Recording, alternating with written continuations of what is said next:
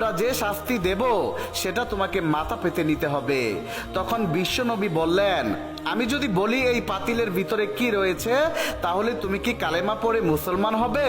তখন আবু জাহেল বলতে লাগলো, তুমি যদি বলতে পারো এই পাতিলের ভেতরে কি রয়েছে তখন আমি কালেমা পড়ে মুসলমান হয়ে যাব, আর যদি বলতে না পারো তাহলে আমরা যে শাস্তি দেব সেটি তোমাকে মাথা পেতে নিতে হবে। তখন বিশ্বনবী বললেন, হে আবু জাহেল, তোমার পাতিলের ভিতরে কি রয়েছে সেটা আমি না বলে যদি এই পাতিলের ভিতরে যে জিনিসটি রয়েছে সে নিজের মুখে বলে তাহলে কি হবে? তখন আবু জাহেল বলতে লাগলো, তাহলে তো অনেক ভালোই হয়, ঘটনাটা আরো অনেক বেশি পরিষ্কার হয়ে যাবে। যদি এই পাতিলের ভিতরে কি রয়েছে সে যদি নিজেই বলতে পারে, নিজের মুখ দিয়ে যদি সে স্বীকারোক্তি দিতে পারে তাহলে তো আর কোনো সমস্যাই নাই, আর আমি কালেমা পড়ে তখন মুসলমান হয়ে যাব।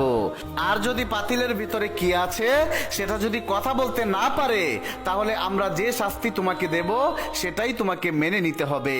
বিশ্বনবী তখন বললেন, ঠিক আছে, আমি তোমার চ্যালেঞ্জ গ্রহণ করলাম। পাতিলের ভেতরে কি আছে সেটা যদি কথা বলতে না পারে তাহলে তোমরা যে শাস্তি দেবে সেটি আমি মাথা পেতে নেব। অতঃপর আবু জাহেল সবাইকে বলছে, হে মহল্লাবাসীরা, তোমরা সকলেই শোনো, মোহাম্মদ বলেছে এই পাতিলের ভিতরে কি রয়েছে সেটি নিজের মুখেই সে বলবে, আর যদি না বলতে পারে তাহলে আমরা মোহাম্মদকে যে শাস্তি দেব সেটি সে মাথা পেতে নেবে। সুতরাং তোমরা সকলেই সাক্ষী থেকো। অতঃপর বিশ্ব নবী এবং আবু জাহেলের লোক সবাই মিলে বড় একটি মাঠের ভিতরে জড়ো হলো। চারদিকে মানুষ রয়েছে আর মাঠের মাঝখানে বিশ্বনবী এবং আবু জাহেল রয়েছে।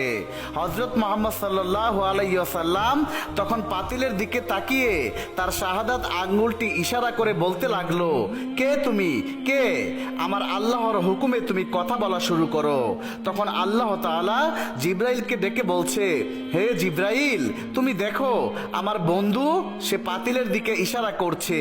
আমার বন্ধু নবী যখন পাতিলের দিকে ইশারা করবে তখন তুমি সাথে সাথে সাপটিকে পুনরায় আবার জীবিত করে দেবে। আল্লাহর এই হুকুম পাইয়া হযরত জিব্রাইল আলাইহিস সালাম সাপটিকে পাতিলের ভেতরে জীবিত করে দিলেন।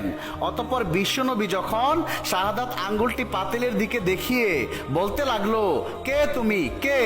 আল্লাহর হুকুমে কথা বলো।